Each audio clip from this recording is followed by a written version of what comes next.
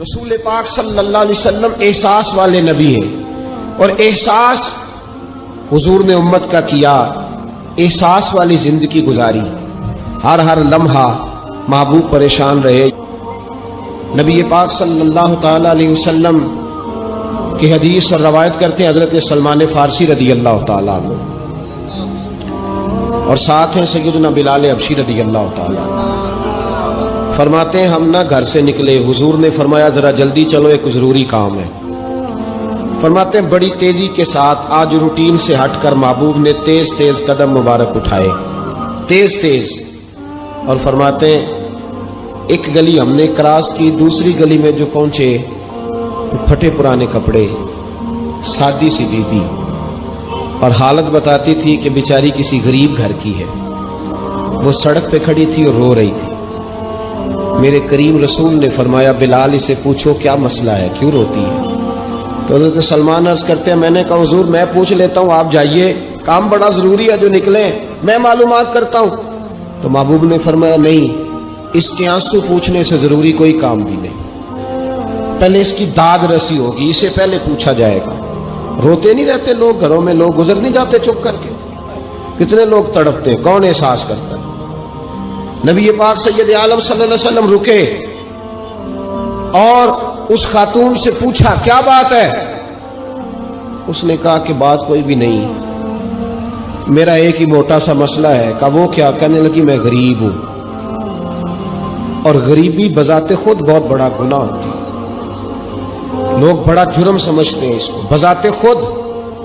میں نے شروع میں کہا نا کہ مذہبی سٹیج کی بھی صدارت غریب آدمی نہیں کر سکتا، کیونکہ غریب جو ہوا جد کول دتھی ہونی انہیں نیڑے بہنا ہے نا جی، جد کول نہیں انہیں تو پیچھے جا کے بہنا اینڈ تے وہ کہڑا دتھی ہے۔ اس سٹیج پہ بھی غریب آدمی کی صدارت نہیں ممکن ہو ہی نہیں سکتا۔ میرے رسول پاک سید عالم صلی اللہ تعالی علیہ وآلہ وسلم نے فرمایا پہلے اسے پوچھو کیا مسئلہ ہے۔ وہ کہنے لگی میں غریب ہوں، بوڑھی ہو گئی ہوں، ساری زندگی غلامی میں گزاری ہے، تیل لینے آئی تھی 5 دینار کا، بوتل میں تیل بھروایا ہے، اور اب بوڑھی ہوں نا تو کمر درد کرتی ہے، پیر پیچھے موڑا ہے تو میں گری ہوں، تیل زمین پی گئی ہے، اب زمین تو واپس نہیں کرتی، لیکن واپس جاؤں گی تو ایک یہودی عورت کی ملازمہ ہوں، وہ درے سے مارے گی، کھال ادھیڑ دے گی، میں بڑی پریشان ہوں، اب نہیں مار کھائی جاتی، ہڈیاں بوڑھی ہیں، قربان جاؤں۔ حضرت بلال کو حضور نے حکم دیا، فرمایا دوڑ کے گھر جا 5 دینار لا۔ فرماتے ہیں 5 دینار لائے، تیل خرید کے دیا، وہ پھر رونے لگی۔ فرمایا آپ کیوں روتی ہے؟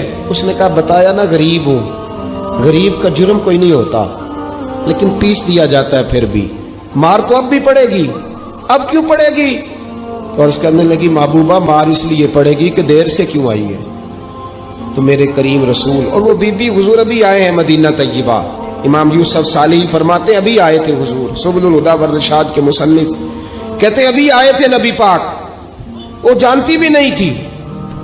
تو سید عالم صلی اللہ تعالی علیہ وسلم نے فرمایا اچھا مار پڑے گی؟ کہا ہاں۔ او بھائی کونسلر جو کل آپ کو کہہ رہا تھا نا میں آپ کا خادم ہوں، کونسلر بے گناہ، بلکہ ہمارے SHO صاحب اگر چودھری پہ پرچہ آ جائے تو اس کو ٹیلی فون کر کے پوچھتے ہیں صاحب جی تہاڈے خلاف درخواست آئی ہے، کی کرنا ہے؟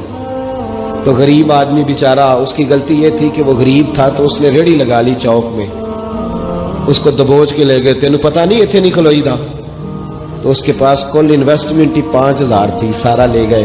پھر وہ کونسلر صاحب کے پاس چلا گیا، سر میرے نال چلے آدھے ذرا میں تھانے جانا ہے۔ انہوں نے کہا گڈی کرائی آ، پیسے ہیں نہیں ایویں تھانے جائیدا ہے۔ اب وہ گاڑی لایا ہے، پتہ نہیں کہاں سے لایا ہے، تھانے پہنچا ہے، اور یہ ہے ہمارا حال کہ وہ SHO بھی بیٹھا ہے کرسی پہ اور کونسلر بھی کرسی پہ بیٹھا اور وہ غریب پیروں میں بیٹھا ہے، اور ہاتھ باندھ کے کہہ رہا میری ریڑھی دے چھڈو، میریاں 4 دھیاں نے تو میں شامی کھانا کھڑنا ہے۔ کدھر گیا امت کا وہ ذوق؟ ساری زندگی نعتیں سننے والوں بتاؤ تو صحیح نعت نے تاثیر کیا دی ہے روح؟ اگر ابھی بھی گھاڑی غریب کے پاس کھڑی نہیں ہوتی تو پھر کیا اثر ہوا ساری زندگی نعت سننے کا؟ میرے مصطفیٰ کریم سید عالم صلی اللہ تعالی علیہ وسلم نے فرمایا اس خاتون سے یہاں کونسلر ساتھ نہیں جاتا، کہتا ہے کر دیا ٹیلی فون، سویرے 9 بجے پہنچ جانا، اور کائنات کی سب سے معزز شخصیت حضرت سیدنا بلال حبشی رضی اللہ تعالیٰ عنہ فرماتے ہیں میرے نبی پاک نے فرمایا بی بی چل میں تیرے ساتھ چلتا ہوں. گویا اللہ کی ساری رحمتیں اس کے ساتھ ساتھ چلنے لگی. اور آگے آگے نہیں, ساری کتابیں پڑھ لو, وہ پھٹے پرانے کپڑوں والی بی بی آگے آگے اور اللہ کے کریم رسول پیچھے پیچھے. ساری گلیاں اس نے پھرائی, مدینے کی صحرا آ گیا. ایک دروازے پہ دستک دی, سے مالکن آئی. وہ بی بی بعد میں کہتی ہے میں بھی بڑی ڈاڈی تھی, طاقت ہی نہیں تھی میرے سامنے کو کھڑا ہو سکے, لیکن جب میں باہر نکلی تو میں نے نور کے حالے میں لپٹی ہوئی ایک عظیم ہستی کو دیکھا. فرماتے محبوب کے گورے چٹے رنگ کے اوپر کالی زلفیں اور محبوب پاک کی مقدس آنکھیں جب تک بات کرتے رہے نظریں زمین پہ جھکی رہی. شرم و حیا والے رسول نے بڑے میٹھے, بڑے دھیمے, بڑے خوبصورت لہجے میں کہا. بریلی کے امام فرماتے ہیں نیچی نظروں کی شرم و حیا پہ درود. بڑے دھیمے لہجے میں فرمایا تیری نوکرانی ہے تیری.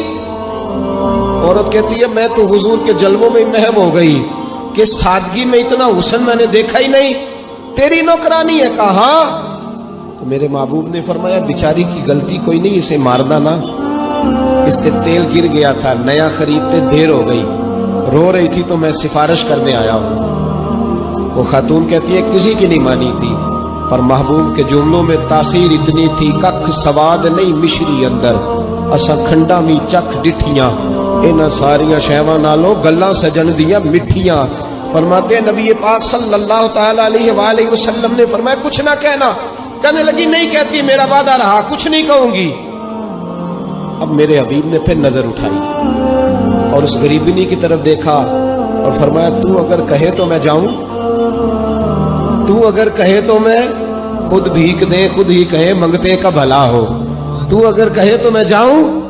اس نے خراج پیش کیا تو چند آنسو گرائے. کہنے لگی محبوبہ جیسے بندہ نوازی. حضور نے رخ پھیرا, حضرت بلال کہتے میں پیچھے رہ گیا تو وہ دونوں بیبیاں دوڑ کے میرے پاس آئیں. کہنے لگی بتا تو صحیح ہے کون, یہ بتا تو صحیح کون تھے. تو حضرت بلال کہنے لگی تم نہیں جانتے. جناب بلال فرمانے لگے یہی تو ہیں جنہیں اللہ نے سچا رسول بنا کے بھیجا ہے. بیبیاں دوڑ کے آئی, کہنے لگی محبوبہ دروازے تک آئے ہو تو خالی تو نہ لوٹاؤ, مہربانی فرماؤ ہمیں بھی کلمہ پڑھا دو. بھائی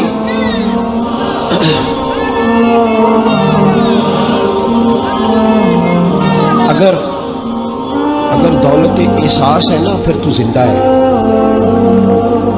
جو زندہ ہوتا ہے اس میں لچک ہوتی ہے, جو مر جاتا ہے وہ اکڑ جاتا ہے. اگر زندگی ہے تو پھر احساس ہونا چاہیے. اگر تیرے اندر